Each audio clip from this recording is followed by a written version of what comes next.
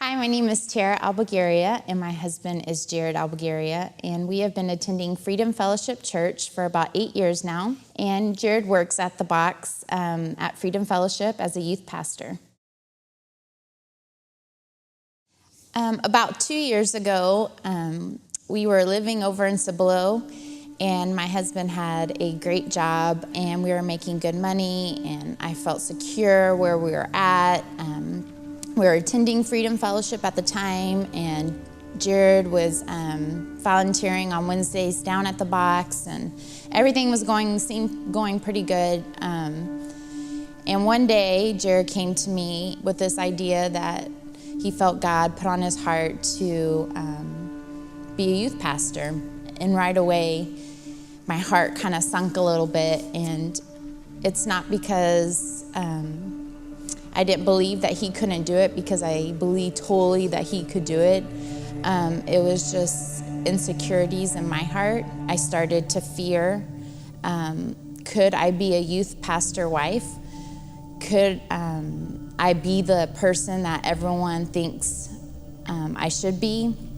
I wanted to be that support system, but for the first time in our 20 years of being together, I felt a tug at my heart that I couldn't support him. But I wanted to do the right thing, and I said, yes, let's go for it. So we moved to New Braunfels, and right away I noticed just things just not going the way I thought were gonna go. He went in right away to ministry, and we got a new house, and everything was supposed to be going great, and I just wasn't feeling right. I wasn't feeling secure. I wasn't feeling accepted. I started to feel isolated. I would feel almost like I was in a bubble, and everyone was moving and worshiping and smiling, and I just couldn't get to that point. I got to the point where I retreated from my own relationship with God to the point where I felt like I no longer was a Christian. I started dealing with anorexia. I started stop eating, because I felt like that was the only thing at that time that I can control. I got into major depression. I started blocking people out of my life, my friends, my family. I would sit at home and ignore phone calls, ignore friendships, because I didn't want people to see the real me. But on Sunday, I made sure that I would come to church, I would look presentable, I would be what everyone thought a youth pastor wife should look like. But deep down inside, I wasn't feeling that way. One night, on a Wednesday night at youth, my husband was leading, and the kids were worshiping, and I remember standing in the back where I usually do, because I didn't feel comfortable standing with the kids. And I remember seeing all the kids just praising Jesus and have their hands up in the air and just feeling this passion for Jesus that I just did not have.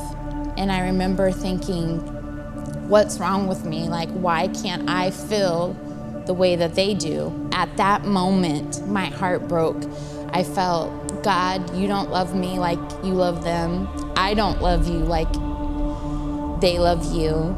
And it was the first time in 20 years that I didn't support Jared. It finally came to my head that I can't support my husband. And it broke my heart. In November of 2014, we got a big surprise. I found out I was pregnant with our 5th child, Atticus. And at that time, I remember telling God, I'm so confused. I'm not in a place where I can handle this. My heart isn't where it needs to be. So that moment when I was pregnant, I cried tears of fear, not tears of happiness that I found out I was pregnant. But during that time now, as I look back, I realized that Atticus changed my life, because that meant I had to start eating. I had a baby growing inside of me. I had to take care of myself. Then came my delivery date, which was July 29th, 2015, and I had an emergency C-section. I had a placenta abruption, and at the end of it, I remember nurses in the hospital saying, "Oh my goodness, you're a miracle. Y'all both almost died." And the doctor told me that we almost died. And I remember saying, I still don't feel a connection with God. I don't feel like I should thank him because he saved us for some reason.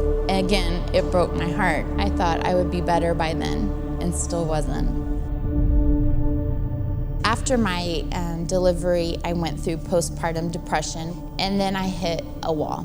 I had my first panic attack, and if anyone knows me, I like to have full control of my body, and that day I lost full control. I felt like I wasn't Tara anymore. Things were just spiraling out of control. During that spiral down with panic attacks and anxiety, I stopped eating for 2 weeks, not because I didn't want to, because I just couldn't. I couldn't stomach anything. I was severely sick. I couldn't sleep. I was pacing the floors night and day. I couldn't take care of my kids. I had to have constant care. Jared had to be with me every day for 2 weeks. One day when he was just sitting with me, and I looked over at him and I said, I can't do this anymore. I can't be the mom and wife that y'all need me to be. I don't think I can live here on this earth feeling this way, feeling like I'm gonna die, because I literally felt like I was going to die. So Jared drove me to a mental hospital, and that day I had a cop tell me to get dressed in a gown and take me to a room where there were about 8 other patients there who are all coming off of medicines or on drugs. And I remember feeling so lost, and I remember feeling so brokenhearted for them. And I remember God telling me, Tara, you're not alone. I'm here for you. Jared's here for you. You have your church family. You have your family. You're not alone. So that night, when we came back home, I just surrendered to God. I just said, God, I can't fear anymore. Like, I can't do it anymore. I can't be in control of my own anxiety. I can't be in control of this fear that I have anymore. So God, I just lay it down at your feet, and I just pray, oh God, that you would just heal me. And that day, I remember thinking that I wouldn't wake up the next day, and I told God, I said, I'm okay if you take me. Like, it's okay. Like, I'm not scared anymore. That next morning, I got a call from one of my best friend's dad, and he said he had an appointment with a psychiatrist, and I went to go see him, and he answered every prayer. I wasn't crazy. I was just going through severe anxiety and postpartum depression.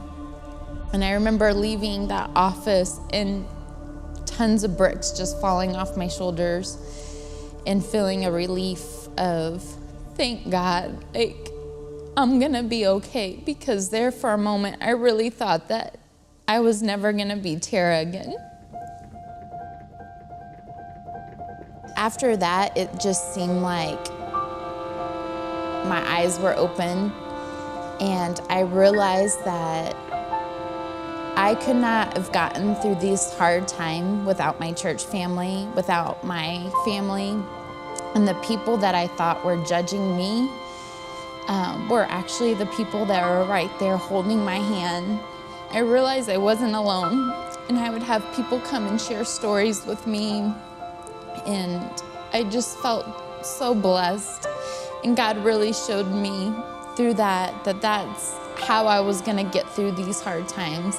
I remember I had a good friend of mine come and bring me a cross called the Clinging Cross, and it was an actual cross that I could put my hands around. And I remember at night when I was feeling that anxiety or that panicky feeling that I was gonna die, or God was just so far away from me, that I remember I would just cling to it at night, and I would wake up in the morning and still be in my hand.